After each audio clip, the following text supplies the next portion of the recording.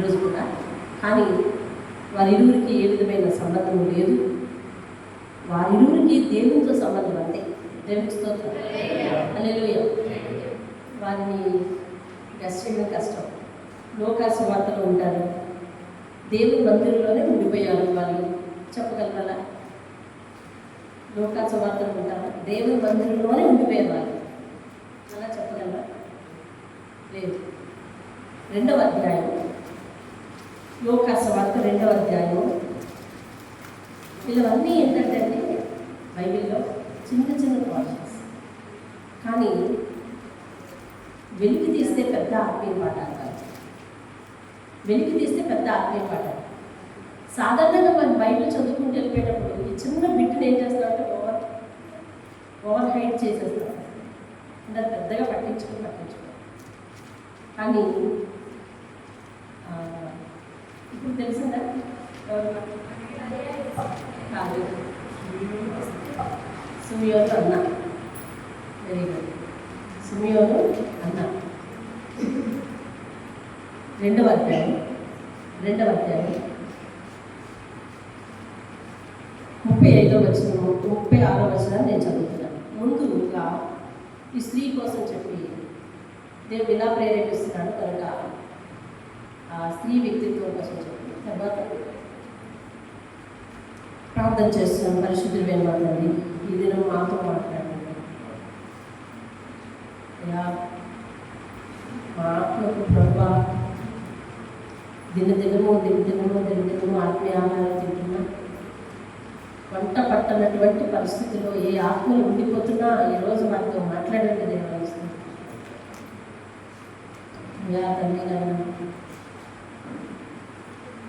దయచేసి ఈరోజు మా ఆత్మను బలపరిచి మేము ఏ రీతిగా బలపడాలో, అలాగే ప్రతి ఒక్కరి ఆత్మకు కూడా ఊరట, ప్రశాంతత, ఓదార్పు యేసు నామమున అడిగి వేడుకుంటున్నానండి. దేవునికి స్తోత్రం కలుగునుగాక. హల్లెలూయా. ఈరోజు దేవుడు మన ముందు ఉంచిన వ్యక్తి పేరు అన్న. అన్న కాదు, అన్న. అన్న ఆవిడ పాత నిబంధన గ్రంథంలో సమూయేలు గ్రంథం. అది సమూయేలు తల్లి. ఈవిడ అన్న 36వ వచనం. మరియు ఆషేరు గోత్రికురాలను పనూయేలు కుమార్తెయు అయ్యున్న అన్న అంటే వాక్యం చూస్తున్నానే, వాక్యం చూడండి. అన్న అను ఒక ప్రవక్తి ఉండేది. ఆమెకు వివాహం అయింది. కన్యాత్వము మొదలు అంటే చాలా చిన్న వయసులోనే ఆమెకు వివాహం అయిపోయింది. అది ఎట్లా తెలుసు? కన్యత్వం మొదలు 7 ఏళ్ళు పెనిమిటితో సంసారం చేసి బహుకాలము గడిచినదై 84 సంవత్సరాలు విధవరాలైంది. 7 సంవత్సరాలే ఆమె వైవాహిక జీవితం. జస్ట్ ఇలాగ యుక్త వయసుకు వచ్చేసరికి ఆమెకు వివాహం చేసేసారు. చిన్న వయసులోనే వివాహం చేసేసారు. 7 సంవత్సరాలు అంటే మొత్తం మన ఊహకు ఇంచుమించు 20 సంవత్సరాలు అయ్యేసరికి ఆమెకు భర్త చనిపోవడం కూడా అయిపోయింది. ప్రస్తుతం లెక్కలో. అయితే ఆమె జీవితంలో ఒంటరితనం అనుకుంటుంది. భర్త చనిపోయాడు. కానీ వయసును చూస్తే యుక్త వయసు. కన్యాత్వం మొదలుకొని 7 సంవత్సరాలు అంతే వైవాహిక జీవితం అయిపోయింది. 84 ఏళ్ళు ఒంటరిగా బ్రతికింది. ఎన్ని సంవత్సరాలండి? 84 సంవత్సరాలు ఒంటరిగా బ్రతికింది. ఈ ఒంటరి జీవితం ఆమె దేనికి ఉపయోగించింది, ఎలా వాడింది చూడండి. 84 సంవత్సరములు విధవరాలై ఉండి అదిగోండి ఆమె ఫస్ట్ లోకంలో తనకు దేవుడు ఏర్పాటు చేసిన జంట ఎప్పుడైతే విడిపోయిందో, మరణం వారిరువురిని వేరు చేసిందో, వెంటనే ఆమె దేవాలయంతో అటాచ్మెంట్ పెట్టుకుంది. చిన్న వయసు, దేవాలయంతో అటాచ్మెంట్ పెట్టుకుంది. ఆ కాలంలో మీరు పౌలు రాసిన పత్రికలు, తిమోతి పత్రికలు అవన్నీ చూస్తే అక్కడ ఒక మాట ఉంటుంది చూడండి. మొదటి తిమోతి పత్రిక 5వ అధ్యాయం 5వ వచనం. మొదటి తిమోతి పత్రిక 5వ అధ్యాయం 5వ వచనం. అయితే నిజముగా అనాథ అయిన విధవరాలు ఏకాకి అయ్యుండి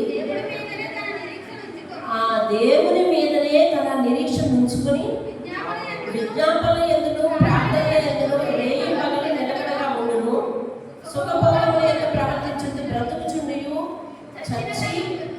చచ్చినదై ఉండును. వారు నిందారహితులై ఉండినట్లు ఇలా ఆజ్ఞాపించుము.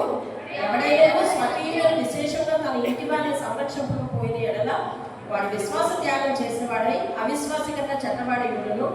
60 ఏళ్ల కంటే తక్కువ వయసు లేక ఒక్క పురుషునికే భార్య అయి సత్క్రియలకు పేరు పొందిన విధవరాలు పిల్లల్ని పెంచి పరదేశులకు ఆతిథ్యం ఇచ్చి పరిశుద్ధుల పాదములు కడిగి శ్రమపడి వారికి సహాయం చేసి ప్రతి సత్కార్యం చేయ పూనుకునేదైతే ఆమెను విధవరాలు లెక్కల్లో చేర్చవచ్చును, ఆమెను మందిరంలో సేవకు ఉపయోగించవచ్చును అని పౌలు తిమోతికి రాశాడు. అందులో ఫస్ట్ కండిషన్ ఈమె వర్తిస్తుంది. 5:5లో నిజముగా ఈమె సింగిల్ అనాథ, సింగిల్ పర్సన్, విధవరాలు, ఏకాకి అయింది, దేవుని మీద నిరీక్షణ పెట్టుకుంది, విజ్ఞాపనలు చేస్తుంది, ప్రార్థనలు చేస్తుంది, రేయి పగలు దేవాలయంతోనే అంటుకట్టబడి ఉంటుంది ఈమె. కాబట్టి ఈమె దేవాలయంలోనే పరిచర్య చేస్తూ ఉంటుంది. అవి ఏ రోజులు? రక్షకుడు పుట్టిన రోజులు. రక్షకుడు పుట్టక ముందు ఏం జరిగింది? 400 సంవత్సరాల నిశ్శబ్ద కాలం. మలాకి ప్రవక్త తర్వాత దేవుడు ఎవ్వరితో మాట్లాడలేదు, ఎవ్వరికి దర్శనం ఇవ్వలేదు,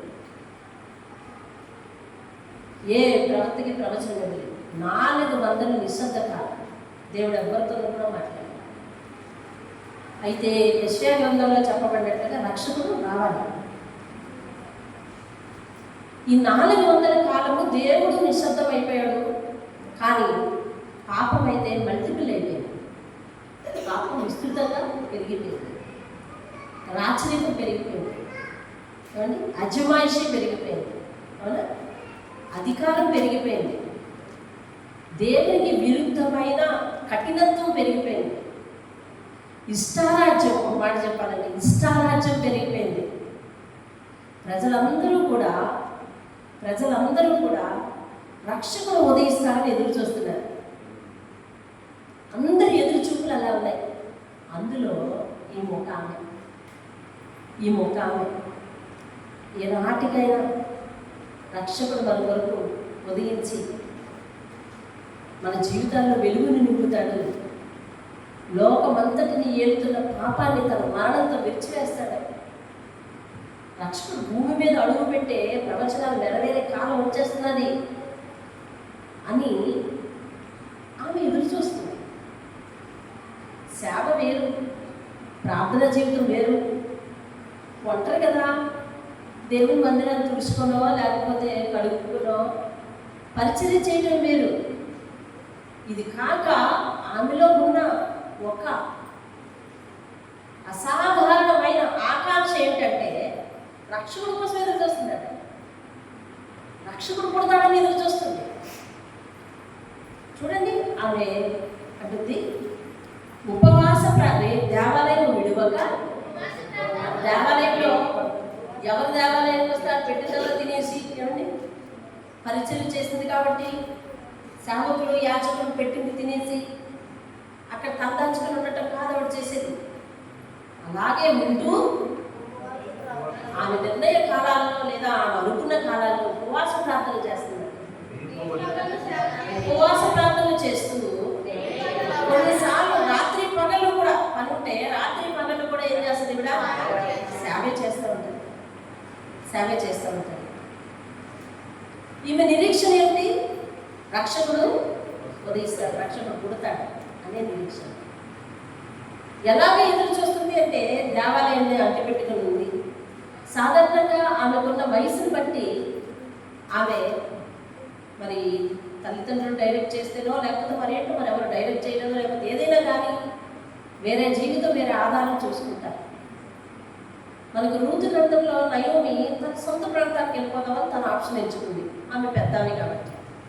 కానీ చిన్నవాళ్ళకి ఏమైనా ఆప్షన్ ఇచ్చింది, మీరు వెళ్ళిపోండమ్మా, మీ సొంత జీవితాలు మీరు జీవించండి, మీకు వయసు ఉంది కాబట్టి వివాహం చేసుకుని కొత్త జీవితాన్ని జీవించండి అని నయోమి ఆప్షన్ ఇచ్చింది. ఆ ఆప్షన్ ఒక ఆమె తీసుకుంది. ఒక ఆమె అయితే వృద్ధురాలిని కేరింగ్ తీసుకోవడం కోసం వచ్చేసింది. ఇక్కడ ఆమె వ్యక్తిగత నిర్ణయం రూతుది కదా.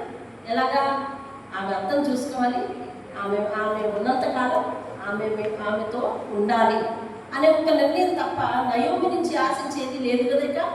నయోమి నుంచి ఆస్తులు ఆశించలేదు, ఏమీ లేదు. కాబట్టి ఆమె అలా నిర్ణయించుకుని వచ్చింది. ఇక్కడ ఈమె తన జీవితం అంతా మందిర సేవకు సమర్పించుకొని దేవాలయాన్ని విడిచిపెట్టలేదట. తన భర్త ఈ లోకాన్ని విడిచి తనను విడిచి వెళ్ళిపోయిన తర్వాత ఇక తను లోకాన్ని ఆశించలేదు, లోకంలో ఉన్న ఓ కొత్త జీవితాన్ని ఆశించలేదు. అర్థమైందండి? లోకంలో ఇంకో కొత్త జీవితం ఎత్తుకుందామని ఆశించలేదు. దేవుడి వైపు చూడటం మొదలుపెట్టింది. దేవుని వైపు ఖచ్చితంగా జీవించింది. దేవుని మీద ఆధారపడింది. దేవుని సేవకు ఉపయోగపడతాను. నా ఒంటరి జీవితాన్ని, నా బాధను ఏమండి ఇప్పుడు సరైన వయసులో పాపం ఆమెకు ఆదరణ కావాలి, సహాయం కావాలి. సమాజంలో నుంచి ఒక కిరీటం, సమాజం నుంచి ఒక రక్షణ. భర్త అంటే సమాజంలో నుంచి సమాజంలో వాళ్ళకి చూసే వాళ్ళకు మనకు ఒక కిరీటం అంటారు. అదేంటండి మన వెనకతలో ఒక రక్షణ కవచం. అదేంటండి అలాంటిది మరి ఆయన లేకపోతే గౌరవం లేదు, ఆయన లేకపోతే రక్షణ లేదు, ఆయన లేకపోతే మరి అదే ఇక తను అనుకున్న ప్రతిదీ కూడా తన జీవితంలో సంతోషమే లేదు. మరి అలాంటప్పుడు ఆమె ఎంతో బాధపడుతుంది కదా. బాధ ఉండదు కదా, చెప్పండి. బాధ ఉంటుంది. అలాంటి బాధలో కూడా ఆమె తన బాధలంతా కూడా దేవుని సన్నిధిలో సేవ చేయడంలో, ఉపవాస ప్రార్థనలు చేయడంలో, కన్నీటి ప్రార్థనలు చేయడంలో, ఇక నా భర్త నన్ను విడిచి వెళ్ళిపోయాడు, ఆయన కోసం నేను ఎదురు చూసిన రాను. కానీ ఇప్పుడున్న ప్రస్తుత పరిస్థితి ఏంటి, లోకంలో పరిస్థితి ఎలాగుంది? అందరూ జనులందరూ కూడా దేవుని కొరకు ఎదురు చూసి, ఆత్మీయులందరూ కూడా ఎవరి కోసం ఎదురు చూస్తారు. నేను కూడా అలాగే ఎదురు చూస్తాను, నా రక్షకుల కోసం ఎదురు చూస్తాను అని చెప్పి ఆమె కూడా ఉపవాస ప్రార్థనతో రేవు బవళ్ళు సేవ చేస్తూనే ఉన్నదంటే దేవుని స్తోత్రం. హల్లెలూయా. ఎంతటి పరిశుద్ధమైన ఎంపిక చూడండి. ఎంపిక మన జీవితంలో సెలక్షన్లో రాంగ్ అయ్యి మనం కొన్నిసార్లు కష్టాల్లో పడతాం. మన జీవితంలో ఎంపికలు రాంగ్, ఎంపిక తప్పుడు ఎంపికలు చేసుకుంటాం. మన ఉద్దేశానికి తగినట్టుగా గీత గీసుకుంటూ పోతూ ఉంటాం. కానీ ఈమె తన యొక్క రూట్ మ్యాప్ను, తన యొక్క దిశానిర్దేశాన్ని ఎవరి చేతిలో పెట్టింది అంటే దేవుని చేతిలో పెట్టిందండి. దేవుని స్తోత్రం. హల్లెలూయా. ఇప్పుడు చూడండి, ఆమె కూడా ఆగడియలే చాలు. ఆమె కూడా అదే సమయంలో, ఏ సమయం అంటే రక్షకులు పుట్టిన తర్వాత 8వ దినమున ధర్మశాస్త్ర ప్రకారం సున్నత చేయాలి. 8వ దినాన అబ్రహాము ఇస్సాకుకి ఎన్నో దినమున సున్నత చేశాడు? 8వ దినాన సున్నత చేశాడు. 8వ దినాన సున్నత చేయాలి ధర్మశాస్త్ర ప్రకారం. అలా సున్నతి చేసే సమయం వచ్చింది. కానీ ఇప్పుడు సున్నతి లేదు. కానీ అదే రోజు వీళ్ళు దేవాలయం దగ్గరికి తీసుకుని వెళ్ళాలి బాబుని అని అనుకుని మరియా యోసేపులు ఇద్దరు కూడా, యేసయ్య యొక్క తల్లిదండ్రులు ఎవరండి? మరియా యోసేపులు ఇద్దరు కూడా ఆ 8వ దినాన యెరూషలేముకు తీసుకుని వచ్చారు. యెరూషలేముకు తీసుకుని వచ్చారు. ఇక్కడ చూడండి, నేను చదువుతున్నాను 22వ వచనం. పైకి వెళ్ళాలి, అదే పేజీలో పైన. మీరు పేజ్ తిప్పక్కర్లేదు. మనం 36 చదివాము, 22 దగ్గర ఉంటాం. మోషే ధర్మశాస్త్రం చెప్పిన వారు తమ్ముడు శుద్ధి చేసుకుని దినములు గడిచినప్పుడు ప్రతి తొలిచూలు మగపిల్ల ప్రభువుకు ప్రతిష్ఠ చేయబడవలెను అని ప్రభు ధర్మశాస్త్రం రాయబడినట్లుగా ఆయనను ప్రభువుకు ప్రతిష్ఠించుటకును, ప్రభువు ధర్మశాస్త్రం వద్ద చెప్పబడినట్లు గువ్వల జతలైనను 2 పావురపు పిల్లలైనను బలిగా సమర్పించుటకు వారు ఆయనను యెరూషలేమునకు తీసుకొని పోయారు. యెరూషలేమునందు సుమియోను అనే ఒక మనుషుడు ఉన్నాడు. సుమియోను ఎక్కడున్నాడు? యెరూషలేం అంటే ఏంటి? దేవాలయం. యెరూషలేం దేవాలయానికి వెళ్ళారు. దేవాలయంలో ఎవరు ఉంటున్నారంటే సుమియోను అనే ఒక పర్సన్ ఉన్నాడు. అక్కడ ఒక మనుషుడు ఉన్నాడు. అతడేంటి చూడండి, అతడు నీతిమంతుడు, భక్తిపరుడయుండి ఇశ్రాయేలు యొక్క ఆదరణ కొరకు కనిపెట్టువాడు. దేవుని స్తోత్రం కలుగుతుంది. ఇశ్రాయేలు యొక్క ఆదరణ ఎలా కలుగుతుంది? రక్షణ పుడితే కలుగుతుంది. ఇశ్రాయేలు రక్షించడానికి ఎవరు రావాలి? ఇప్పుడు రక్షణ పుట్టాలి. అదేంటండి, ఇశ్రాయేలు పుట్టడానికి రక్షణ పుడతాడని మేకా గ్రంథం, యెషయా గ్రంథం ఏమండి, ఆ గ్రంథాలన్నీ కూడా ప్రవచించాయి. ఆ ప్రవచనాల అనుసారము ఇప్పుడు రక్షణ పుట్టే సమయం అని చెప్పి ఈయన మందిరంలో ఉన్నాడట. అదే మందిరంలో ఎవరున్నారండి? ఇందాక మనం చెప్పుకున్నా ఎవరండి? అన్న ఉంది. ఒకే మందిరంలో. ఇప్పుడు ఈయన మంత్రిగా అక్కడ ఉంటున్నారు. ఆయన నీతిమంతుడు, ఆయన భక్తిపరుడు. మరి ఆ నీతిమంతుడిని చూసి తన యొక్క అంబిషన్ మార్చుకుందో ఏమో మరి, కానీ ఆమె కూడా చక్కని పరిశుద్ధ జీవితంతో దేవుని యందు ప్రార్థన యందు ఎడతెగక దేవుని మందిరంలోనే గడుపుతుంది. చూసారా? ఒకరిని చూసి మరొకరు ఆత్మీయ జీవితంలో సరైన దానిలోకి వచ్చేయాలండి. మనల్ని చూసి మన ఇరుగు పొరుగు వారు, మన పక్కవారు, లేదా నీ పక్కన కూర్చున్నవారు, నీ కూర్చునే విధానం కూడా పక్కవారికి సాక్ష్యం తెలుసు. మందిరంలో ఎలా కూర్చోవాలి, నువ్వు కూర్చుని చేసే ప్రతి పని కూడా నీ పక్కవారికి సాక్ష్యం. మందిరంలో ఇలా చెయ్యాలి. ఇక నువ్వు ఏది చేస్తే వాళ్ళు కూడా అదే చేస్తారు. అర్థమవుతుందా? ఏది చేస్తే అదే చేస్తారు. అర్థమవుతుందా? కాబట్టి మన ప్రతి జీవితం, మన జీవితంలో ప్రతి సంఘటన కూడా ఎదుటి వారికి సాక్ష్యం ఇచ్చేది. కాబట్టి మనం ప్రతి నిమిషంలో కూడా చక్కగా వ్యవహరించాలి, జాగ్రత్తగా నడుచుకోవాలి. అర్థమవుతుంది? మనం 10 మంది మధ్యకి వెళ్తున్నాం. మన మాట తీరు, మన రెస్పాన్స్ అనగా ఏమంటారు, మనం ప్రతిస్పందించే విధానం అన్నీ కూడా ఎదుటి వారికి సాక్ష్యమే. అర్థమవుతుంది? క్రైస్తవులు ఇలా ఉంటారు, దేవుడు అందరూ ఇలా ఉంటారు. నిన్ను గురించి నీ వాళ్ళే చెప్పాలి. వాళ్ళు దేవుడు నమ్ముకున్నారు, అందుకని అలా ఉంటారు. వారు దేవుడు నమ్ముకున్నారు, వారు పలానవి చూడరు, పలానవి వినరు, పలానా చోటుకి వెళ్ళరు అని వాళ్ళు చెప్పాలి. నిన్ను గురించి నీ అన్నదమ్ములు చెప్పాలి, నిన్ను గురించి నీ అక్క చెల్లెలు చెప్పాలి, నిన్ను గురించి నీ బంధువులందరూ చెప్పాలి. వాళ్ళు దేవుడు నమ్ముకున్నారు కాబట్టి అన్నింటిలో వాళ్ళు ఉండరు అని చెప్పాలి. నీ జీవితం సాక్ష్య జీవితం కావాలి వాళ్ళకి. అంతేగాని వారు దేవుడు నమ్మారు కానండి, దేవుడు ప్రేమ వాళ్ళు లేదండి అని చెప్పకూడదు. దేవుడు నమ్మారు కానండి అంత పని ఏంటండి అనకూడదు. దేవుడు నమ్మారు కానండి అంత అన్యాయం ఏంటండి అని అనకూడదు. దేవుడు నమ్మారు కానీ అంత నమ్మకం లేని పని ఏంటండి, డబ్బుల విషయంలో, లేకపోతే మరే విషయంలోనూ, లేకపోతే ఇచ్చిపుచ్చుకునే విషయంలోనూ, లేకపోతే సమాధానం. దేవుడు నమ్ముకున్నారు కదండి ఆ మాట తీరేంటండి, దేవుడు నమ్ముకున్నారు కానీ ఆ కట్టు ఏంటండి, దేవుడు నమ్ముకున్నారు కానీ ఆ డ్రెస్సింగ్ ఏంటండి, ఇట్లా అనకూడదు. మన మాట తీరు, మన వస్త్రధారణ, మన యొక్క ప్రవర్తన, మన యొక్క ప్రతిస్పందన, మన యొక్క చేష్టలు, ప్రతిదీ కూడా మన అలవాట్లు, ప్రతిదీ కూడా అవతల వారికి అనగా అన్యులకు మరియు విశ్వాసంలో అల్ప శ్రేణిలో ఉన్న వారికి మనము గురిగురిపే సాక్ష్యంగా ఉండాలి మన జీవితం. దేవుని స్తోత్రం. ఈయన అక్కడ ఉన్నాడు. ఎవరు? సుమియోను. అతని గురించి ఏం రాయబడిందండి? నీతిమంతుడు. దేవుని స్తోత్రం. నీతిమంతుడు. ఒక మనిషి నీతిమంతుడు ఎలా అవుతాడో తెలుసా? దేవునికి ఇష్టడైతేనే నీతిమంతుడు అవుతాడు. అంతే. దేవునికి ఇష్టడు అవుతాడు ఎలాగా చెప్పండి?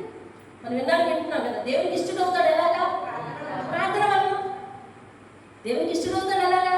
దేవునికి ఇష్టడు కావాలి అని అంటే ఒకే ఒక్క మార్గము, అది ప్రార్థన జీవితం. అంతే. ఎవరు ప్రార్థన జీవితం లేకుండా విశ్వాసాన్ని పెంచుకోలేరు, ప్రార్థన జీవితం లేకుండా అసమానమైన ఆయన శక్తిని ఆధారపడలేదు. నిన్న ఎలిజబెత్ జకర్యా జీవితంలోని ఎంతో మంది వాళ్ళు ప్రార్థన చేస్తున్నారు కానీ వాళ్ళ జీవితంలో వాళ్ళ కార్యం జరగట్లేదు. కానీ వాళ్ళు దేవునికి ఇష్టం ఎలా ఉన్నారు, దేవుని మీద ఎంతకాలం ఎలాగ గురి పెట్టుకుని ఉన్నారు, దేవుని సేవలు అంత ఖచ్చితంగా ఎలా చేయగలుగుతున్నారు అని అంటే వీరికి కాలంతోనూ, మనుషులకు జరిగే కార్యాలతోనూ, మనకు జరగని కార్యాలతోనూ సంబంధం లేదు. వీళ్ళకి ఒకటే గురి, దేవుని యొక్క అసమానమైన శక్తి. దేవుని యొక్క అసమానమైన శక్తి ప్లస్ దేవుని చిత్తము, మరొకటి దేవుడు చేర్చే గమ్యాన్నే చూస్తున్నారు తప్ప వాళ్ళు ఇంక దేనిని ఆశించలేదు. కాబట్టి వారంతా వీరు నీతిమంతుడు అంటే ఖచ్చితంగా ఎవరై ఉండాలి? ప్రార్థనా పరుడై ఉండాలి. దేవుని స్తోత్రం కదా. నీతిమంతుడు ఇంకనంట భక్తిపరుడు, ఇశ్రాయేలు యొక్క ఆదరణ కొరకు కనిపెట్టేవాడు, పరిశుద్ధాత్మ అతని మీద ఉండేను. దేవుని స్తోత్రం కదా. పరిశుద్ధాత్మ ఆయన మీద ఉండేదంటండి. పరిశుద్ధాత్మ ఆయన మీద ఉంటుందంట. అంటే నిరంతరమైన ఎందులో గడుపుతాడు అనమాట? ప్రార్థనా జీవితంలో గడుపుతాడు. దేవుని స్తోత్రం కదా. ఈమెకు ఈ సమయం ఈమెకు భర్త చనిపోయిన తర్వాత ఈమె దేవాలయానికి చేరింది. ఆయన చూసింది. ఇక అలాగే పరిశుద్ధంగా జీవించాలని అనుకుందో ఏమో. ఈమె కూడా ఎలా చేస్తుందండి? ఎడతెగక దేవాలయాన్ని విడవక ఉపవాస ప్రార్థనలో వేయి పగళ్ళు ఈమె ఉంటుంది. దేవుని స్తోత్రం కదా. ప్రభావితం మన మిత్రుల జీవితాన్ని ప్రభావితం చేయాలి. ఎలా ప్రభావితం చేయాలి? మన యొక్క చేష్టల ద్వారా మనమే సాక్ష్యం. అర్థమైందండి. చాలామంది సువార్తకు పత్రికలు పంచిపెడుతున్నారు. కానీ యేసు ఒకటి అంటాడు, నువ్వే పత్రిక అంటే నిన్ను చూసి అలా రాసేసుకుంటాను అనమాట. ఏమని? యేసుక్రీస్తు నమ్మిన వారు ఇలా ఉంటారు, యేసుక్రీస్తు నమ్మిన వారు ఇలా ఉంటారు, యేసుక్రీస్తు నమ్మిన వారు ఇలా చేయొచ్చు, యేసుక్రీస్తు నమ్మిన వారు ఇలా పాల్గొనవచ్చు. ఇట్లాంటివన్నీ నీ వ్యక్తిత్వం ఎలా ఉంటే అలా రాసేసుకుంటున్నాడు. రాసేసుకుని దేవుని దయ వల్ల వారు దేవుని నమ్మిన వారైతే ఆ రీతిగా బలపడతారు. లేదా రాబోయే దినంలో దేవుని నమ్మితే కనుక ఇదిగో మొదట నువ్వు చూపించిన జాడ ఉందే ఆ జాడ ప్రకారం వస్తారు. అది మంచిదైతే మంచి జాడలో వస్తారు, చెడ్డదైతే చెడ్డ జాడలో వస్తారు. చెడ్డ జాడ ఎందుకు వస్తున్నామని ఎవరైనా వారిని అడిగితే నీ గురించి చెప్తారట. నాకు తెలిసిన సహోదరుడు ఉంటాడండి, లేకపోతే నాకు తెలిసిన ఒక ఆవిడ ఉండేదండి. ఆవిడ అలాగేనండి దేవుని నమ్మినాకండి ఇలాగే చేసిందండి. ఆవిడ అలా చేసింది కాబట్టి తప్పేం కాదండి, మేము చేసాము అంటున్నాను. అంతే. పాపం నీ కాళ్ళు తెలియదు కానీ అలాగే నువ్వు జీవితాన్ని గుర్తుంటావు. ఒక మంచి సాక్ష్యం విడిచిపెడితే అలాగే గుర్తుంటావు, లేదా ఒక చెడు విధానం విడిచిపెడితే అలాగే గుర్తుంటావు. కాబట్టి ఇప్పుడు ఈ సుమయోను మరి ప్రభావమో లేఖన ఏమో కానీ ఇద్దరు మాత్రం ఒక దగ్గరే జీవిస్తున్నారు. యెరూషలేములోనే మందిరంలోనే ఉన్నారు. ఉండి వాళ్ళ యొక్క జీవితాల గురించి దేవుడు పరిశుద్ధాత్మ ఎంత చక్కగా రాశాడో చూడండి. ఆయన మీదట పరిశుద్ధాత్మ ఉన్నదంటండి. ఆ పరిశుద్ధాత్మ ఉంటే అతడు ప్రభువు యొక్క క్రీస్తును చూడక మునుపు మరణం పొందడని అతనికి పరిశుద్ధాత్మ చేత బయలుపరచబడి ఉండెను. దేవుడట ఆయనకు ఒకసారి బయలుపడి అనగా కనిపించి అన్నాడంట, నువ్వు రక్షకుని చూసిన తర్వాత చనిపోతావు, అప్పుడు నువ్వు బ్రతిగా ఉంటావు అన్నాడు. అంటే ఈయన వృద్ధుడై ఉంటాడు కదా. అంటే అలా వయసులో వృద్ధుడవుతారా? చూద్దాం చూడండి. మీకు అతను ప్రభు యొక్క క్రీస్తుని చూడగా మునుపు మరణము పొందడని అతనికి పరిశుద్ధాత్మ బయలుపరచబడి ఉండేది. ఆత్మ వశేయి అతని దేవాలయంలోకి వచ్చెను. అంతటా ధర్మశాస్త్ర పద్ధతి చొప్పున ఆయన విషయమే జరిగించుటకు తల్లిదండ్రులు శిశువైన యేసును దేవాలయంలోకి తీసుకుని వచ్చినప్పుడు అతడు తన చేతులతో ఆయనను ఎత్తుకొని దేవుని స్తుతించుచు ఇట్లా నేను దేవుని స్తోత్రం కలుగునుగా, నాదా ఇప్పుడు నీ మాట చొప్పున సమాధానంతో నీ దాసుని పోనిచ్చుచున్నావు. అంటే ఇప్పుడు చూసానయ్యా నేను చచ్చిపోతాను అని అర్థం. అంటే వృద్ధుడేనా కదా? అంటే వృద్ధుడిని ఎక్కడ రాసింది? ఇప్పుడు నేను చదువుతాను, నిన్ను చూశాను, నిన్ను చూసిన తర్వాత నేను చదువు అంటున్నాడు. చూడండి, అన్యజనులకు నిన్ను బయలుపరచుటకు వెలుగుగాను నీ ప్రజలైన ఇశ్రాయేలుకు మహిమగాను నీవు సకల ప్రజల ఎదుట సిద్ధపరచిన నీ రక్షణ నేను కన్నులారా చూచింది. పరిశుద్ధాత్మ ఏం చెప్పిందండి? నువ్వు యేసును కన్నులారా చూసే వరకు కూడా బాబు అని చెప్పింది. అప్పుడు ఈయన ప్రవచించిన ప్రవచనం విని, ఈయన ప్రవచించిన ఈ ప్రవచనాలు విని వాళ్ళ తల్లి మరియా, ఆహా నేను ఇలాంటి బిడ్డగా జన్మనిచ్చాను, అందుకా దేవుడు నన్ను ఎన్నుకున్నాడు, ఇంతకాలం నా అవమానం పోయి, ఎందుకంటే ఇప్పుడు వీళ్ళందరూ ఎంత చక్కగా ప్రవచిస్తున్నారు, దూత చెప్పిన మాట అడుగడుగునా కరెక్ట్ అని ఆ మొత్తం సంతోషించిందంటే, యోసేపు ఎంతో సంతోషించాడంట, ఆశ్చర్యపడ్డారంట. ఏమండి ఆయన మరొక మాట చెప్పాడు, ఏమని తెలుసా? 35వ వచనం, మరియు నీ హృదయంలోనికి ఒక ఖడ్గము దూసుకుని పోవును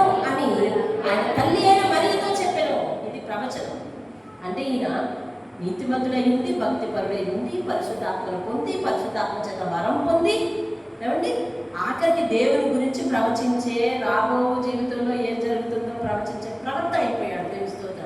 అనగా అంత్య దినమునందు నేను ప్రతి ఒక్కరి మీద నా ఆత్మను కుమ్మరిస్తాను అని దేవుడు వాగ్దానం చేశాడు. చూడండి, అలాగా సుమియోనుకు ఉన్న భక్తి జీవితం వలన సుమియోను మీదకి ఏమొచ్చేసిందండి? ప్రవక్త ఆత్మ వచ్చేసింది. దేవుడి స్తోత్రం, ప్రవచనాత్మ వచ్చేసింది.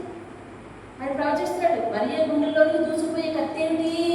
రానున్న రోజుల్లో తన కుమారుడు తన కళ్ళ ఎదురుగుండనే అంతేనా, తన నవమాసాలు మోసి పెంచిన కుమారుడు తన కళ్ళ ముందునే ప్రజలందరి కొరకు లోక పాపమును మోసుకొని పోయిన ఒక గొర్రె పిల్లవలే చిత్రహింసలు భరించి మనం పొందవలసిన శిక్షణ అంతటిను ఆయన భరించి, ఆయన మోసి ఆ చిత్రహింసలన్నీ కూడా కళ్ళారా చూసి తన కళ్ళ ఎదుటే ప్రాణం విడిచే కత్తి తన గుండెల్లో నుంచి దూసుకుపోతుందని ప్రవచించాడు. అప్పుడండి ఆ సమయంలో ఈవిడ వచ్చింది లోపలికి. ఇప్పుడు 38 వచ్చి చదవాలి. ఆమె కూడా ఆ గడియలోనే లోపలికి వచ్చి దేవుని కొనియాడి యెరూషలేములో విమోచన కొరకు కనిపెట్టుచున్న వారందరితో ఆయన గురించి మాట్లాడాను. దేవుని స్తోత్రం కలుగును. అంటే ఎవరెవరు యేసయ్య కొరకు ఎదురు చూస్తున్నారు వాళ్ళందరూ ఇంక జంట అన్నమాట. అంతే తెలుసు, అర్థమవుతుందండి. వాళ్ళందరితోటి మాట్లాడిందంట, వాళ్ళందరితోనే చెప్పిందంట, ఇదిగో మనం ఎదురు చూస్తున్న రక్షకుడు పుట్టాడు, మందిరంలోకి వచ్చేసాడు. దేవుని స్తోత్రం, హల్లెలూయా. ఆ తల్లిదండ్రులు ఆయన తీసుకొచ్చారు. సుమియోను ప్రవచిస్తున్నాడు, లోక పాపములు మోసుకుని గొర్రె పిల్ల వచ్చేసిందని, ఏమండి దేవుడు రక్షకుడు వచ్చేసాడని, ఇశ్రాయేలు రక్షకుడు ఇశ్రాయేలుకు ఆదరణ కలిగించేవాడు వచ్చేసాడని సుమియోను ప్రవచించగా నేను విన్నాను. కాబట్టి సుమియోను ప్రవచించిన ఆ ప్రవచనము ఆ రక్షకుడు గురించే ప్రవచించాడు. మనం ఎదురు చూస్తున్న మన ఆదరణ కొరకు ఎదురు చూస్తున్న ఆ రక్షకుడు వచ్చేసాడని చెప్పి ఎవరెవరు విమోచన కొరకు కనిపెడుతూ ప్రార్థన చేస్తున్నారో వారందరితోనూ ఆయన గురించి మాట్లాడాలంటే చెప్పేస్తున్నారు. దేవుని స్తోత్రం. ఈ సంతోషాన్ని అందరితో పంచుతుంది. అంటే ఎవరెవరు దేవుని కొరకు రక్షకుడి కొరకు ఎదురు చూస్తున్నారో వారందరితో సహవాసం కలిగి ఉంది. దేవుని స్తోత్రం. ఈమెకు ఉంది ఒక గొప్ప నిరీక్షణ. ఒక నిరీక్షణ కలిగిన ఆయన్ని చూసి నేర్చుకుంది. ఈమె అలాంటి నిరీక్షణ కలిగిన వారితో సహవాసం చేస్తుంది. దేవుని స్తోత్రం. అర్థమైందండి? ఒకరిని చూసి నేర్చుకుంది, ఇతరులకు మాదిరిగా ఉంది.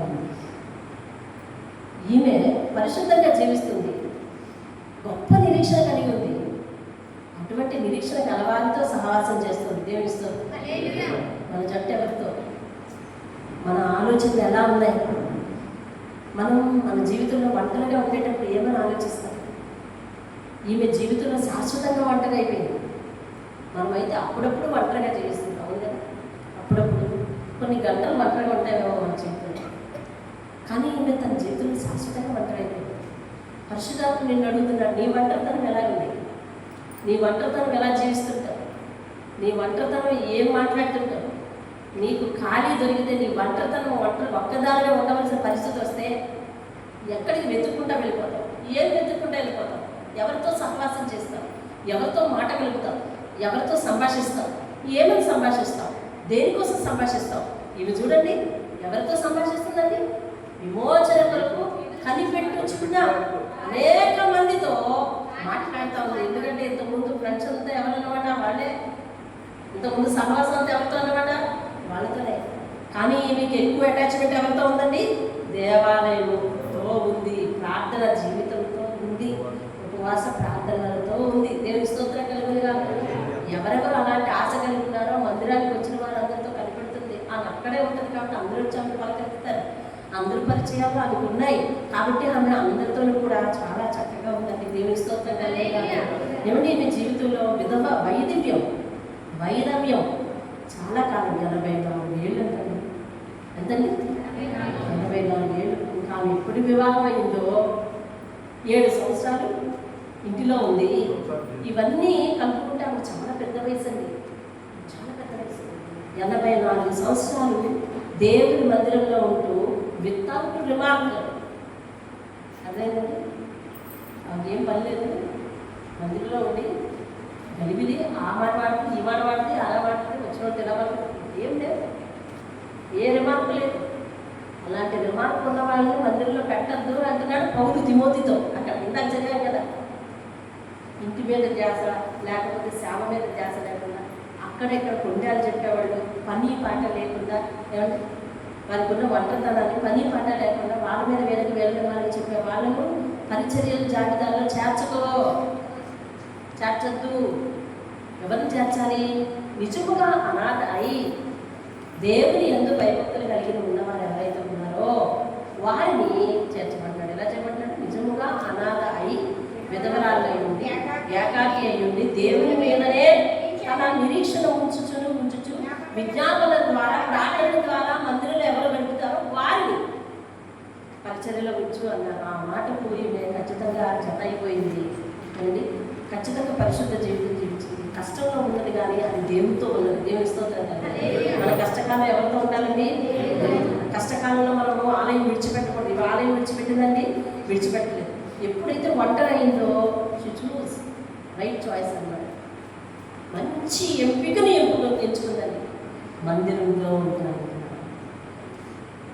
దేవునితో ఉంటాను, ఆయన పరిచర్యలో ఉంటాను, జీవిత యాత్ర పెట్టుకొని ఆయన పరిచర్యలో ఉంటాను, ప్రార్థనలో ఉంటాను. నిరంతరం ప్రార్థన చేసే స్త్రీగా మారిపోయింది.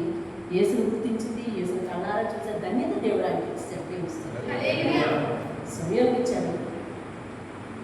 అలాగే నీవు కూడా అదే సమయంలో ఆలోచించింది కదా. సమయాన్ని ఇవన్నీ మాట్లాడుతుంటే విన్నది కదా, ఈ ప్రవచనం ప్రవచిస్తుంటే విన్నది కదా, ఆయన చేతులు ఎత్తుకుంటా బిడ్డని దగ్గరికి చూసింది కదా, రక్షణ చూసే ధన్యత వచ్చేసింది కదండి. ఎంత గొప్ప సంగతి అండి. అంటే పరిశుద్ధాత్మ నీకు ఏం చెప్తున్నాడు తెలుసా? నీవు పరిశుద్ధంగా జీవిస్తే దేవుని యొక్క దర్శనం నీకు తప్పనిసరిగా కలుగుతుంది. దేవుని యొక్క దర్శనం తప్పనిసరిగా కలుగుతుంది పరిశుద్ధంగా జీవిస్తే. సుమియోను పరిశుద్ధంగా జీవిస్తున్నాడు, దేవుని దర్శనం కలిగిపోయింది. ఏకంగా ఎత్తుకునేది ఆమె కలిగిపోయింది. నువ్వు పరిశుద్ధంగా జీవిస్తే నీ ప్రార్థన జీవితం ఆయనకి ఇష్టంగా ఉంటాయి. అదే ఆయన గురించి ఏవైతే వింటున్నామో దాని మీద ఆశ పెట్టుకుంటే ఈరోజు మనం వింటున్నాం ఏమని? యేసు రెండవ రాకడండి. అవునా? విన్నామా? వినవండి. యేసు రెండవసారి వస్తాడని నిరీక్షణ ఉందా? నిరీక్షణ అంటే ఏంటి? ఎదురు చూపు ఉందా? ఉందా లేదా? అంటే ఈ రోజులో ఒకసారి నేను జ్ఞాపకం చేసుకున్నారా? ఈ రోజులో ఒకసారి నేను జ్ఞాపకం చేసుకున్నారా? ఉంది కదా, ఉంది. యేసయ్య రెండోసారి వచ్చిన వెంటనే ఏమవుతాం? ఆయన చేత ఈ నిరీక్షణ ఉంది కదా. మరి ఈ నిరీక్షణ కొరకు ప్రార్థన చేయాలి. ఇది లింక్. ఆమెకు లోకం అంతా కూడా అంటే నలిగిన విరిగిన మనసు గలవారు ఏమండి చూడండి. అక్కడ యేసయ్య పుట్టిన తర్వాత మత్తయి సువార్తలో యేసయ్య సేవకు వచ్చిన తర్వాత మత్తయి సువార్త 4వ అధ్యాయంలో చీకటిలో ఉన్న వారికి వెలిగించుటకు, మరణ ఛాయల్లో ఉన్నవారు జీవంలోకి నడిపించుటకు రాసింది. అటువంటి వారందరూ కూడా రక్షకుడు వస్తాడు, ఈ కాలం మారుతుంది, రక్షకుడు వస్తాడు, ఈ కాలం మారుతుంది అంటూ ఉన్నారు. అర్థమైందండి? అలా బాధల్లో నుంచి రక్షకుడు వస్తాడు, ఈ కాలం మారుతుంది, రక్షకుడు వస్తాడు, ఈ తరం మారుతుంది, రక్షకుడు వస్తాడు, పాప విమోచన దొరుకుతుంది అని ఎదురు చూస్తున్నారు. ఆ మాటలు విన్న దేవుడు కూడా రక్షకుడు వస్తాడు. అయితే విన్నదానిని చెవిని పెట్టుకున్న దానిని బట్టి ప్రార్థన చేస్తుంది. మనమేం వింటున్నాం? యేసయ్య రెండోసారి వస్తున్నాడని వింటున్నాం. రెండోసారి రాబోతున్నాడు. రెండోసారి నన్ను ఆయన లోకానికి నన్ను తీసుకొని వెళ్తాడు అని వింటున్నాం. దేవుని స్తోత్రం. లోకానికి నన్ను తీసుకొని వెళ్తాడు అని వింటున్నాం. ఇప్పుడు మనకి ఏ నిరీక్షణ ఉండాలి? ఆయన రాకడ కొరకు నిరీక్షణ ఉండాలి. దేవుని స్తోత్రం. ఏ నిరీక్షణ ఉండాలి మనకి? ఆయన రాకడ కొరకు నిరీక్షణ ఉండాలి. దాని కొరకు ఎదురు చూసే వారమై ఉండాలి. దాని కొరకు నిరంతరము ప్రార్థించే వారమై ఉండాలి. దాని కొరకు నిరంతరము ఎదురు చూసే వారమై ఉండాలని దేవుని స్తోత్రం. హల్లెలూయా. మన ప్రార్థనా జీవితం, మన జీవితం ఇలా ఉండాలి. యేసు వస్తే ఖచ్చితంగా నేను ఎత్తపడాలి. యేసు వస్తే ఖచ్చితంగా నేను ఎత్తపడాలంటే వాక్యం ఏమేమి చెప్పిందో, ఈ వాక్యం ఏమేమి చెప్తుందో దాన్ని నేను ఏమి పారేసుకోవాలి అని సిద్ధపాటు అవుతూ ఉండాలి. దేవుని స్తోత్రం. అందుకని మీకు ఏమన్నారు? శ్రమ దినాలు కాదు, లోకం ఏం చెప్తుంది? దీనిని శ్రమ దినాలు అని చెప్తుంది.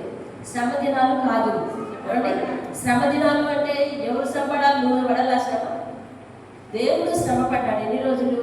2:30 అండి, 1:30. ముందు రోజు ఆయన పట్టుబడ్డాడు అర్ధరాత్రి, మరుసటి రోజు 3 గంటలకి ఆయన సిలువ వేశారు. అంతే కదా? ఇక అక్కడి నుంచి ఆయన సమాధిలో ఉన్నారు. కాబట్టి శ్రమ దినాలు ఆయన 40 రోజులు శ్రమ పడలేదు.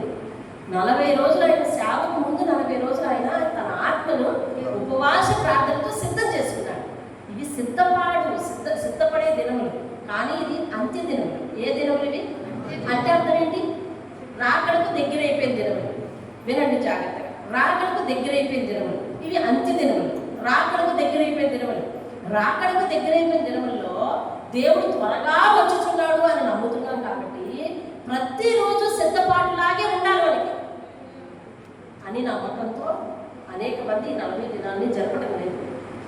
ప్రతిరోజు సిద్ధపాటే, ప్రత్యేకంగా 40 ఏంటి అంటున్నారు కావచ్చు. కానీ ఒక 40 దినాలు ఏర్పాటు చేసుకుని దేవుని యొక్క సన్నిధిలో ఎడతెగక గడుపుతూ, ఆయనతో అంటుకట్టబడుతూ, ఇదిగో ఈ 40 దినాలు ప్రభువా నేను ఎడతెగక ప్రార్థన చేస్తాను, ఎడతెగక వాక్యం చదువుతాను అనే నిబంధనని ఏర్పాటు చేసుకుని కొంతమంది ఆయన యొక్క ఆత్మను పొందుకుంటారని దేవుని సంకల్పం చొప్పున మన మందిరానికి దేవుడు ఇచ్చిన ఆలోచన చొప్పున మనం ఈ 40 దినాలు సిద్ధపాటు దినాలు మనం ఏర్పాటు చేసుకున్నాం. దేవుని స్తోత్రం. అందుకని ఏ దాంట్లోనూ 40 దినాలు ఇలా మందిరంలో గడపాలి, 40 దినాలు ఇలా చేయాలి అని ఏం లేదు. అర్థమవుతుందండి? 40 దినాలు ఆయన సేవకు రాకముందు సిద్ధపరచుకున్నాడు తన ఆత్మ, తన శరీరాన్ని. అర్థమవుతుంది? ఎలాంటి సేవకు? చనిపోయే సేవకు. అర్థమవుతుంది? అలాంటి సేవకు సిద్ధపరచుకున్నాడు ఆయన. కాబట్టి అలాగూ మనం కూడా సిద్ధపాటు దినాలు. కానీ అంత్య దినముల్లో ప్రతి దినము కూడా ఎలాంటిదండి? సిద్ధపాటు దినం. చెప్పండి, అంత్య దినముల్లో ప్రతి దినము కూడా ఎలాంటిది? ఉదాహరణకు ఈరోజు ఏం వారం? శుక్రవారం. సాధారణంగా అయితే మనకి శుక్రవారం మందిరంలో గంట ప్రార్థన అయిపోయింది. శనివారం ఆత్మీయ గురువు, ఆదివారం నాడు ఉదయం ఆరాధన, సోమవారం ఖాళీ, మగవాళ్ళందరికీ సెలవు, ఆడవాళ్ళు కూడా సగం మందికి సెలవు, సగం మంది స్త్రీల గుడికి వెళ్తారు. మంగళవారం నాడు ప్రార్థన ఉంది, అది కూడా సంఘంలో సగం మందికి సెలవు, సగం మంది మాత్రమే వెళ్తారు. ఇక బుధవారం మొత్తం మీకు ఖాళీ, అంతే కదా? లక్షవారం మొత్తం మీకు ఖాళీ. అంటే ఈ రోజులు సిద్ధపడమని ఏంటి? ఈ రోజులు సిద్ధపడరా? ప్రతిరోజు కూడా మీ వ్యక్తిగత ప్రార్థనలో మీరు సిద్ధపడుతూనే ఉండాలి. అది అన్నా జీవితం. అది అన్నా జీవితం. ఏ జీవితం అండి? దేవాలయాన్ని విడవక ఉపవాస ప్రార్థనతో సేవ చేస్తున్నాడు. ఎదురు చూస్తుంది. సుమయోని జీవితం ఏంటండి? సుమయోని జీవితం నీతిమంతుడు, భక్తిపరుడు అండి. అతడి మీద పరిశుద్ధాత్మ ఉంది. పరిశుద్ధాత్మ ఎట్లా ఉంటుంది? నిరంతరము ప్రార్థనలో కొనసాగే వారికి పరిశుద్ధాత్మ ఉంటుంది. నిరంతరము ప్రార్థనలో కొనసాగే వారికి పరిశుద్ధాత్మ ఉంటుంది. వారందరి పని ఏంటండి? నిరంతరము ప్రార్థనలో సిద్ధపడతాడు. సుమయోని దేనికి సిద్ధపడతాడు తెలుసా? దేవుడు అతను వరం ఇచ్చాడు. ఏమని? నువ్వు రక్షకుడు చూసే వరకు చూసాకే చనిపోతావు, చూసే వరకు చనిపోవు అని భావించి. ఇప్పుడు ఆయన దేనికోసం ఎదురు చూస్తాడు తెలుసా? రక్షకుడు రాక కొరకు ఎదురు చూస్తూ నిరంతరం దాని కొరకు సిద్ధపడుతూ ప్రార్థన చేస్తాడు. దేవుడితో నేను ఎప్పుడు చూస్తాను ఆయన, నేను ఎప్పుడు చూస్తాను ఆయన, నేను ఎప్పుడు చూస్తాను ఆయన, నేను ఎప్పుడు చూస్తాను ఆయన. ఇదే నిరీక్షణతో ఆమె నేర్చుకుంది. ఎవరామే? అన్న. ఎవరు నేర్చుకున్నారు? అన్న నేర్చుకుంది. ఇదే నిరీక్షణ విన్నామమ్మా. ఇదే నిరీక్షణ ఎవరు నేర్చుకున్నారండి? అన్న నేర్చుకున్నారు. ఆమె కూడా ఎడతెగక ప్రార్థన చేస్తుంది, ఎడతెగక రేయింబవళ్ళు సేవ చేస్తుంది. వీరిరువురికి కూడా దేవుడు ఎలాంటి ధన్యత ఇచ్చాడండి? రక్షకుని తన నేత్రాలతో నేరుగా చూసే అవకాశం ఇచ్చాడండి. దేవుడు వాళ్ళు ఎదురు చూసినందుకు వాళ్ళ నిరీక్షణ ఎట్టి పరిస్థితుల్లోనూ కూడా ఏమాత్రం నీరుగారిపోకుండా దేవుడు వారికి రక్షకుని చూసే ధన్యత ఇచ్చాడండి. దేవుడికి స్తోత్రం కలుగుతుంది. మందిరాన్ని అంటిపెట్టి ఉంటావా? మందిరంతో సహవాసం చేస్తావా? మందిరం అంటే గౌరవిస్తావా? అదేనండి మనకి దేవుని దగ్గర మంచి ధన్యత గిఫ్ట్ ఉందండి. దేవుని దగ్గర వాళ్ళకి దేవుని స్తోత్రం. నేను చాలాసార్లు గమనిస్తుంటాను. ఈ మందిరం దగ్గర చాలా మంది వస్తుంటారు. మంచి వాళ్ళే, ఊరు వాళ్ళ గురించి మనం మాట్లాడలేం కదా. కానీ కొంతమందికి ఒక నిబంధన ఉంది. ప్రతిరోజు వచ్చి ఇక్కడ ప్రార్థన చేసి ఆయన కనిపించేసి ఆయన గుడ్ మార్నింగ్ చెప్పేసి ప్రార్థన చేసి వెళ్ళిపోవాలి. అది 5 నిమిషాలు అని 10 నిమిషాలు అని పావుగంట. కొంతమంది దేవుని దగ్గరికి వస్తూనే ఉన్నారు, మందిరం దగ్గరికి వస్తూనే ఉన్నారు, కానీ పైన ఒక మందిరం ఉంది, అక్కడ ఒక్కసారి వెళ్ళి దేవుడికి ఒక్క good morning, good afternoon, good evening చెప్తాను అని అటాచ్మెంట్ రాలేదు. ఇంకా అటాచ్మెంట్ రాలేదు. అది ఒక తీర్మానం మీద వచ్చేది కాదు, హృదయ స్పందన అంతే. ఎలా చెప్పాలి? ఉదాహరణ చెప్తాను. ఇప్పుడు అమ్ము ఫారెన్లో ఉంది కదా, ఆమె తన ఫ్రెండ్ని వెంట పెట్టుకొని వస్తుంది. నేను అమ్ముని చూసి ఎన్నాళ్ళు అయింది చెప్పండి, సంవత్సరం. ఇప్పుడు దూరం నుంచి ఆ వ్యక్తులు వస్తున్నప్పుడు నా రెస్పాన్స్ ఎవరి మీద ఉంటుందండి? నా రెస్పాన్స్ ఎవరి మీద ఉంటుంది? తన మీదే నా చూపు. తన దగ్గర అవుతున్నప్పుడు ఆశ. ఇది ఏం రిలేషన్ అంటారు? Blood relation. దేవునికి నీకు ఉన్నది కాదా? అలా అయితే నీ మనసు ఎందుకు స్పందించదు? అని ఏర్పాటు చేసుకోవాలండి. అదొకరు చెబితే వచ్చేది కాదు. నువ్వు ప్రేమ పెంచుకో వచ్చేది కాదు. అదే హోలీ స్పిరిట్ సెన్సేషన్ ఉంటాయి. పరిశుద్ధత్వం యొక్క తాకిడి స్పర్శ అంటే అదే. కనీసం రోజులో ఒక్క మారైనా దేవుని కలుసుకోండి. కిందటి ఆడాలంతా దేవుడు అలాగే గోల పెట్టాడు అని మీ అందరికీ చెప్పారు. మీలో అనుదినము ప్రార్థన చేసుకోవడానికి కొంతకాలం 6 నెలలో 7 నెలలో కొనసాగారు. చాలా మంది చివరి వరకు పోరాటం చేశారు. ఒక్కరే మిగిలారు చివరి వరకు, ఒకరు ఇద్దరు.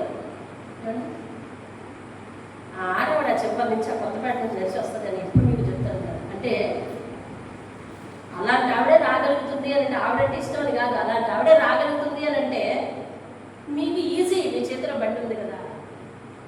అది అటాచ్మెంట్ రిలేషన్, అది బ్లడ్ రిలేషన్. నేను ఆ పక్కన ఫ్రెండ్ తీసుకొచ్చి ఆమె గౌలించుకుంటారా వచ్చినట్టు.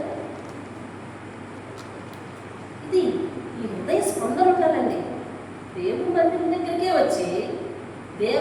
దగ్గరికే వచ్చి ఇక్కడ కూర్చుని మరి దేవుని మందిరంలో ఒక్క నిమిషం మోకాళ్ళ మీద ఉండి వెళ్ళిపోతే ఎంత బాగుంటుంది, ఎంత బాగుంటుంది ఆ రెస్పాన్స్. ఎంత బాగుంటుంది. మీరు కూడా, నేను మీకు కూడా చెప్పినట్టున్నాను, ప్రత్యేకంగా డ్యూటీకి వెళ్ళే ముందు ఒక్క ఇసురు ఇలా వచ్చి దేవునికి కనిపించింది, అదొక బాగుంటుంది మీకు.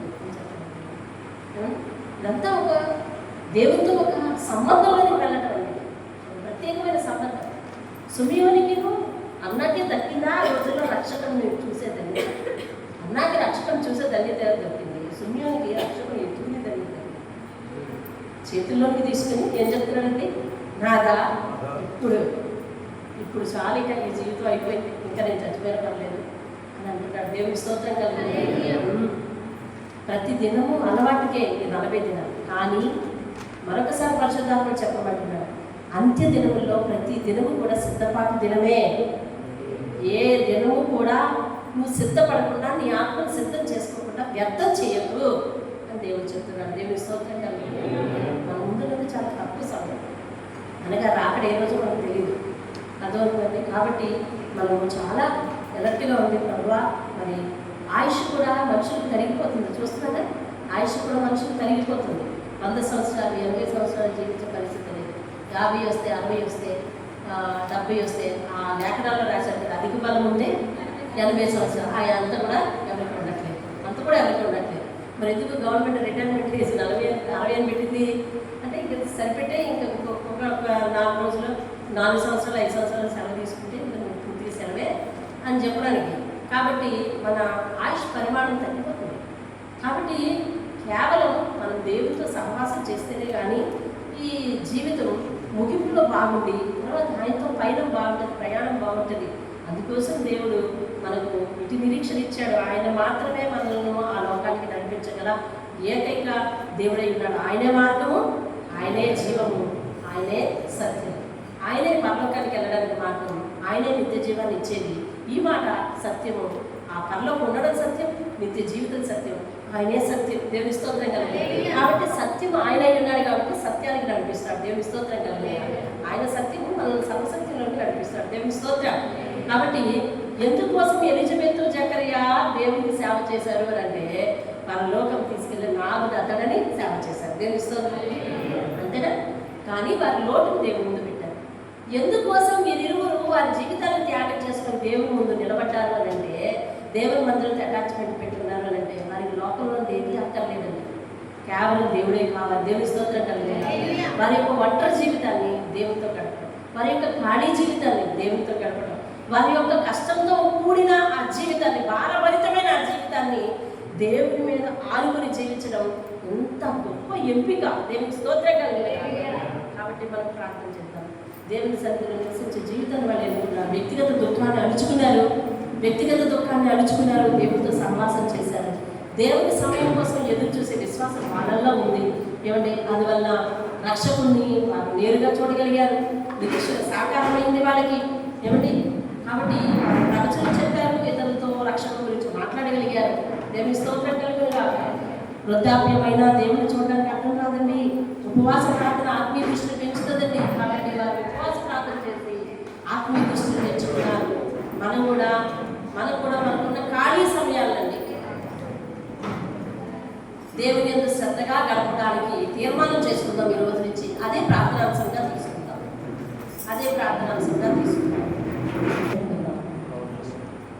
దేవునితో గడపడానికి తీర్మానం చేసుకుందాం. మన బాధల్లో దేవునికి మరింత దగ్గర అవుతాం. మనం ఒంటరిగా ఉండాల్సిన పరిస్థితి వచ్చినప్పుడు దేవునికి దగ్గర అవుతాం.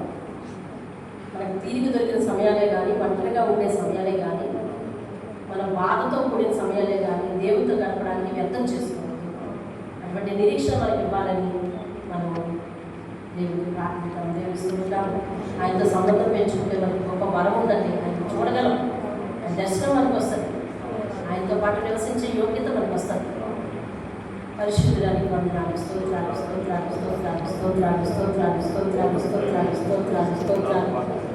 సర్వోన్నతులైన దేవానికి స్తోత్రాలు.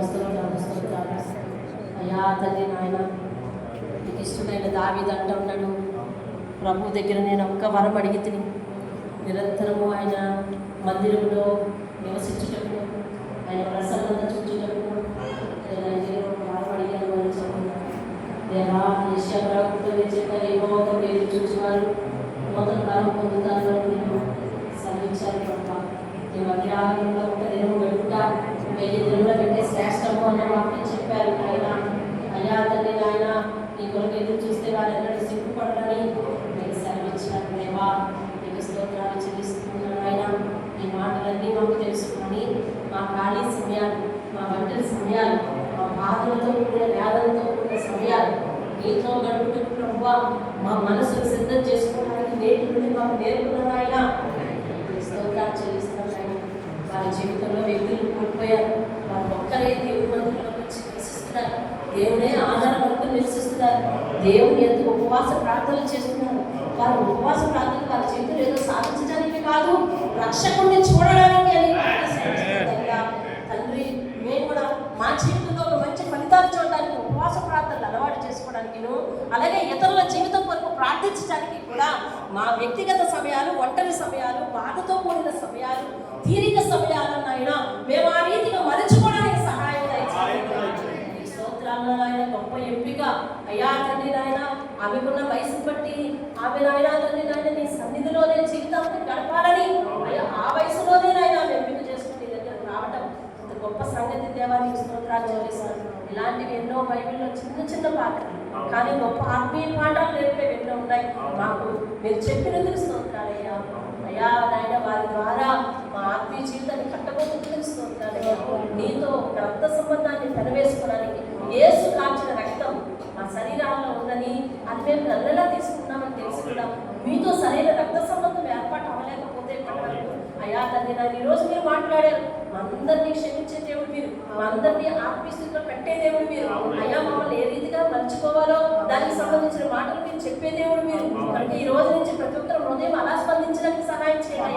అలాగే రెస్పాన్స్ అవ్వడానికి సహాయం చేయాలి. అయ్యా నిన్ను చూస్తే నాయన తండ్రి నాయన, అయ్యా ప్రభు నిజమైన తండ్రి నాయన, తండ్రిని చూసి పరలోకానికి నడిపించి నిజమైన దేవుడు నువ్వే కదా, నిజమైన తండ్రి నువ్వే కదా, మా ఊపిరికి కీలకం నువ్వే కదా. మాయిషకు కీలకం నువ్వే కదా. అయ్యా తండ్రి నాయన అన్నిటికీ కీలకమైన నీతో పెనవేసుకునే సంబంధం నాయన మాకు కలిగినటువంటి దేవానికి అందరి హృదయం ఆ రీతిగా స్పందించేందుకు సహాయం చేయాలి.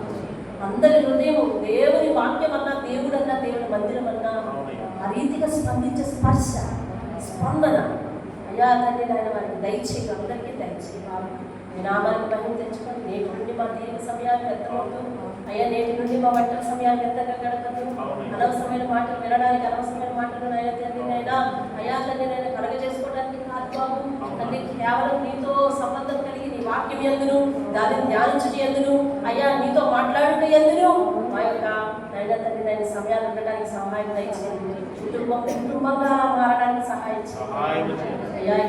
ఇక్కడ ఉన్న చాలా కుటుంబాలు వెలితిగా ఉన్నాయి అయ్యా తండ్రి నాయన. వారు ఎవరికి ప్రభావ తండ్రి దేవుని దగ్గరికి రావడానికి వీలవటం లేదు అయ్యా. తండ్రి సంఘంలో చాలా మంది ఉన్నారు, వారికి దేవుని దగ్గరికి రావడానికి వీలవటం లేదు అయ్యా. తండ్రి వారి యొక్క కాలంలో అలాంటి అడ్డుపట్టలు ఎలా ఉన్నాయో వాటిని దాటే శక్తి వారికి ఇవ్వాలి. వారి బాధను తీర్చి వారి మందిరానికి రాలేనటువంటి ఆయన అడ్డుపట్టలను తీసివేసి మీ నామాన్ని బయలుదేర్చారు. ఒకవేళ వాళ్ళ హృదయమే అడ్డుపట్ట అయితే కనుక బండ నుండి మొదటి జనాన్ని కురిపించే దేవుడు వారి హృదయం నాయన తండ్రి నాయన బద్దలు కొట్టి ప్రభావ దేవుని కొరకు కన్నీరు కార్చేటటువంటి హృదయంగా, జాలిగల కరుణగల హృదయంగా మార్చమని ప్రార్థిస్తున్నాను. నామాన్ని మహిమ తెచ్చుకోమని, మహిమ ఘనత ప్రభావం మీరు పొందమని యేసయ్య యొక్క అతి శ్రేష్టమైన నామములో అడిగి వేడుకుంటున్నాను తండ్రి. ఆమేన్ ఆమేన్. యేసు రక్తమే జయము, శిలువమే జయము, యేసు నామములో సంపూర్ణ విజయం కలుగును గాక. అపవాది క్రియలకు అంతరాశ కలుగును గాక. ఆమేన్. తండ్రి దేవుని ప్రేమ, కుమారుడైన యేసు క్రీస్తు వారి యొక్క కృప, పరిశుద్ధాత్మ యొక్క అన్యోన్య సహవాసము, సమాధానము సదా మనకు తోడై ఆయన ఆశించిన రీతిలో మనల్ని మలుచును గాక. ఆమేన్ ఆమేన్.